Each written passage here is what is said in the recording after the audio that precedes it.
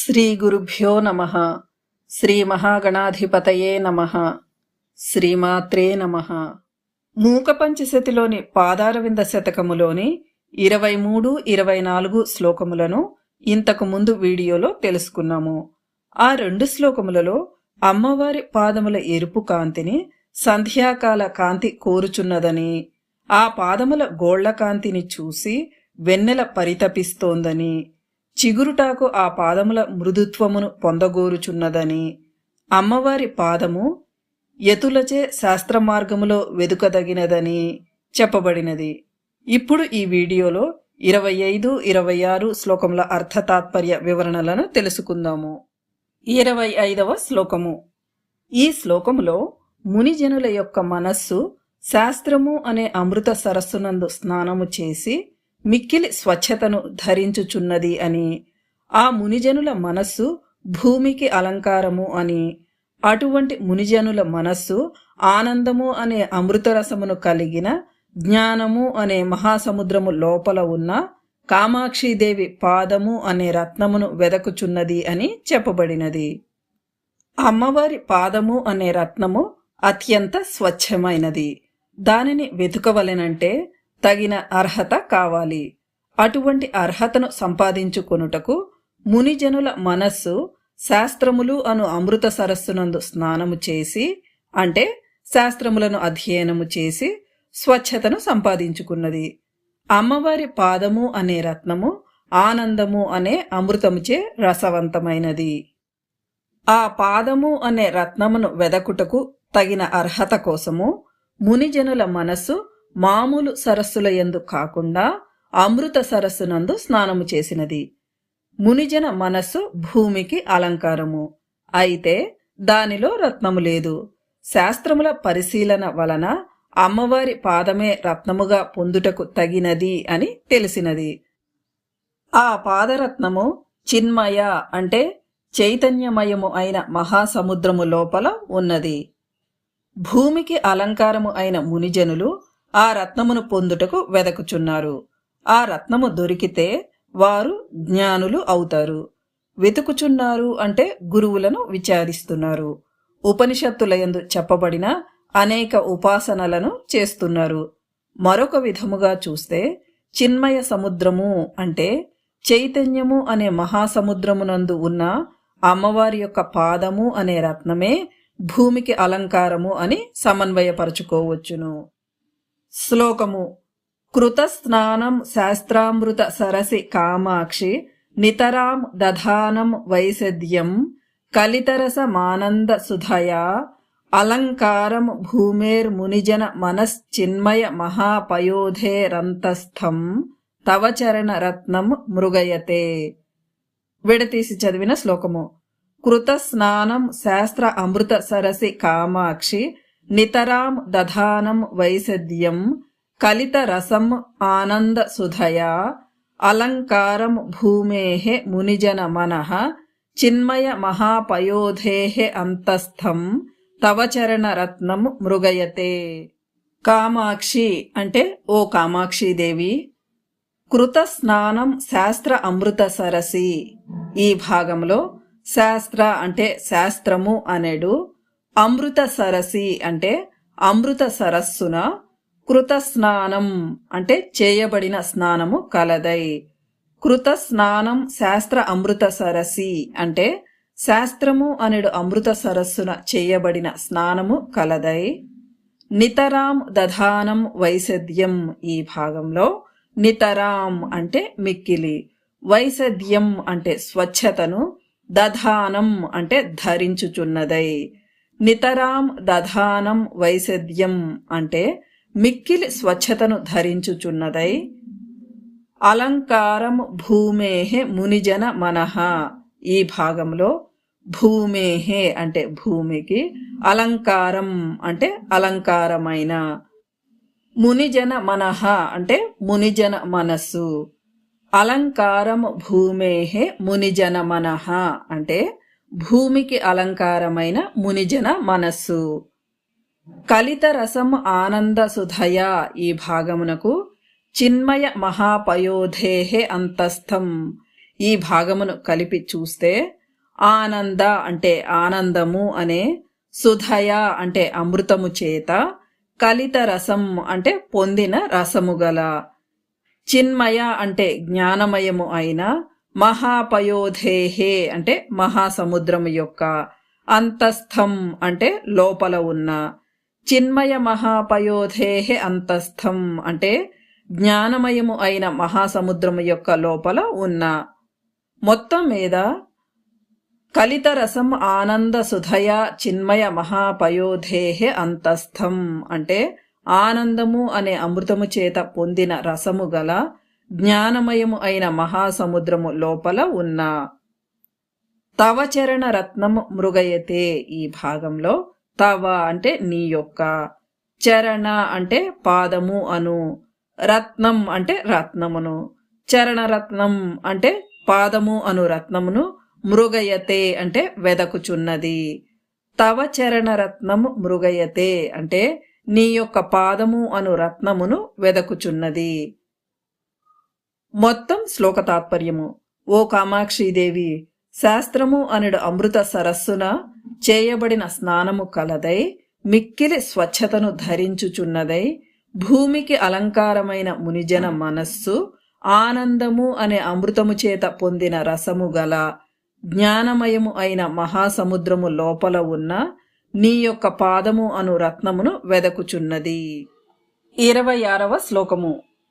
ఈ శ్లోకములో నా మనస్సు అనేది ఒక గృహము అని, ఆ మనస్సునందు మోహము నుండి పుట్టిన చీకటి అంటే అజ్ఞానము నిండి ఉన్నది అని, కామాక్షీదేవి పాదము మణిదీపము అని, ఆ మణిదీపము వేల సూర్యులను తన యొక్క కిరణములతో దరిద్రులను చేయుచున్నది అని, మరియు ఆ మణిదీపము వ్యాపించే తత్వము ఉన్న చీకట్లను వంచడములో సమర్థవంతమైనది అని చెప్పబడి, ఆ పాదము అనే మణిదీపము అరక్షణమైన నా సమీపమునకు చేరవలననే ఆకాంక్ష అంటే నీ యొక్క ఆ పాదము అనే మణిదీపమును అరక్షణమైన నా సన్నిధిలో ఉంచమనే ఆకాంక్ష వ్యక్తమైనది.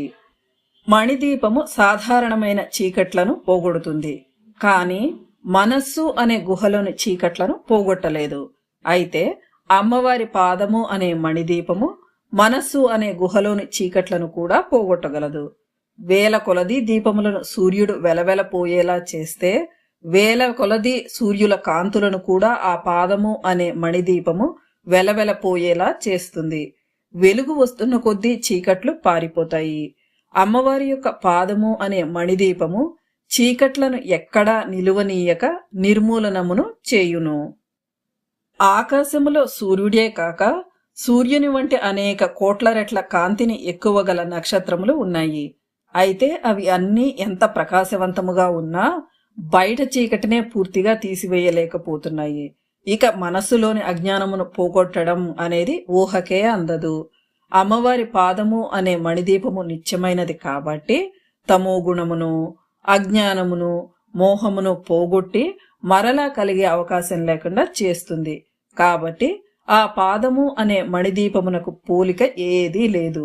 అది సూర్యుడిని మించిన మణిదీపము, స్వయం ప్రకాశక లక్షణమును కలిగినది మణిదీపము.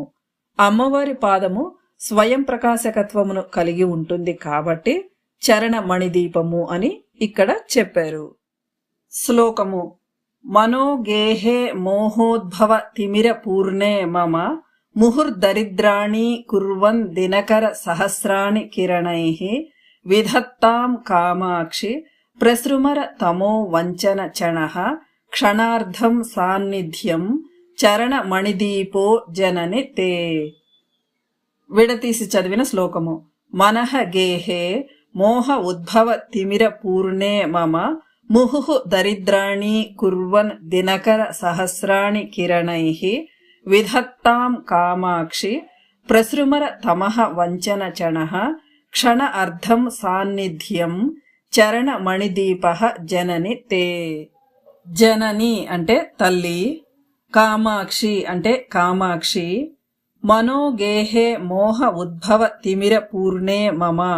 ఈ భాగంలో మోహ అంటే మోహము నుండి, ఉద్భవ అంటే పుట్టిన, తిమిర అంటే చీకటితో, పూర్ణే అంటే నిండిన, మోహ ఉద్భవ తిమిర పూర్ణే అంటే మోహము నుండి పుట్టిన చీకటితో నిండిన, మమ అంటే నా యొక్క, మనః అంటే మనస్సు అను, గేహే అంటే గృహమునందు, మమ మనోగేహే అంటే నా యొక్క మనస్సు అను గృహమునందు.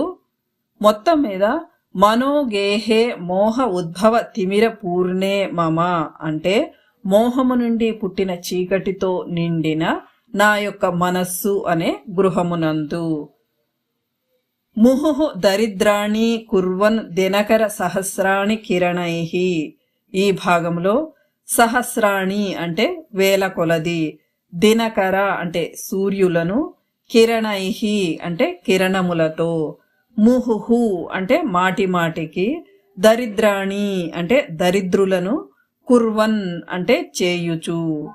మొత్తం మీద ముహుహు దరిద్రాణి కుర్వన్ దినకర సహస్రాణి కిరణైహి అంటే వేల కొలది సూర్యులను మాటి మాటికి దరిద్రులను చేయుచు. ప్రసృమర తమో వంచన చణః. ఈ భాగమునకు చరణ మణిదీప ఈ భాగమును, తే ఈ భాగమును కలిపి చూస్తే ప్రసృమర తమో వంచన చణః తే చరణ మణిదీప. ఈ భాగంలో ప్రసృమర అంటే వ్యాపించు, తమః అంటే చీకటిని, వంచన అంటే వంచుటలో, చణః అంటే సమర్థమైన. ప్రసృమర తమో వంచన చణః అంటే వ్యాపించు చీకటిని వంచుటలో సమర్థమైన. తే అంటే నీ యొక్క, చరణ అంటే పాదము అను, మణిదీప అంటే మణిదీపము. తే చరణ మణిదీప అంటే నీ యొక్క పాదము అను మణిదీపము. మొత్తం మీద ప్రసృమర తమో వంచన చణః తే చరణ మణిదీప అంటే వ్యాపించు చీకట్లను వంచుటలో సమర్థములైన నీ యొక్క పాదము అను మణిదీపము. విధత్తాం. ఈ భాగమునకు క్షణ అర్థం సాన్నిధ్యం. ఈ భాగమును కలిపి చూస్తే క్షణ అర్థం, క్షణార్థం అంటే అరక్షణము, సాన్నిధ్యం అంటే సాన్నిధ్యమును, విధత్తాం అంటే చేయునుగాక. క్షణార్థం సాన్నిధ్యం విధత్తాం అంటే అరక్షణము సాన్నిధ్యమును చేయునుగాక అంటే అరక్షణము సన్నిధిలో ఉండుగాక అని అర్థము. మొత్తము శ్లోక తాత్పర్యము. తల్లి కామాక్షి, మోహము నుండి పుట్టిన చీకటితో నిండిన నా యొక్క మనస్సు అనే గృహమునందు వేల కొలది సూర్యులను మాటిమాటికి దరిద్రులను చేయుచు, వ్యాపించు చీకట్లను వంచుటలో సమర్థమైన నీ యొక్క పాదము అను మణిదీపము అరక్షణము సాన్నిధ్యమును చేయునుగాక అంటే అరక్షణము నా సన్నిధిలో ఉండుగాక అని అర్థము. ఇప్పుడు చెప్పుకున్న 2 శ్లోకములను ఒకసారి చదువుకుందాము. కృత స్నానం శాస్త్రామృత సరసి కామాక్షి నితరాం దధానం వైసద్యం కలితరసమానంద సుధయా అలంకారం భూమేర్మునిజన మనశ్చిన్మయ మహాపయోధే రంతస్థం తవ చరణ రత్నము మృగయతే. మనోగేహే మోహోద్భవ తిమిర పూర్ణే మమ ముహుర్దరిద్రాణి కుర్వన్ దినకర సహస్రాణి కిరణైః విధత్తాం కామాక్షి ప్రసృమర తమో వంచన చణః క్షణార్థం సాన్నిధ్యం చరణ మణిదీపో జనని తే. ఇదే ఛానల్లో సౌందర్యలహరి ప్రారంభింపబడినది. సౌందర్యలహరి వీడియోలు ప్లేలిస్ట్ చేయబడుతోంది. శ్యామలా దండకము అర్థతాత్పర్య వివరణలతో చెప్పబడుతున్నది. ఆ వీడియోలు కూడా ప్లేలిస్ట్ చేయబడుతున్నది. 2వ ఛానల్ చిద్గగన కౌముదీలో అమ్మవారి స్తోత్రముల అర్థతాత్పర్య వివరణలు లేకుండా శ్లోకములు మాత్రమే షార్ట్స్ మరియు లాంగ్ వీడియోస్ రూపంలో ఇవ్వబడుతున్నాయి. 3వ ఛానల్ అమృతఝరీలో పురుషదేవతా స్తోత్రములు షార్ట్స్ రూపములోను లాంగ్ వీడియోస్ రూపములోను ఇవ్వబడుతున్నాయి. ఆ ఛానళ్ల లింక్స్ మరియు ఇప్పుడు చెప్పుకున్న శ్లోకములు, ఇంగ్లీష్లో రాసిన శ్లోకములు డిస్క్రిప్షన్ బాక్స్లో ఉన్నాయి. వచ్చే వీడియోతో మళ్ళీ కలుద్దాము. అంతవరకు సెలవు. మరి ఉంటాను. శ్రీమాత్రే నమః.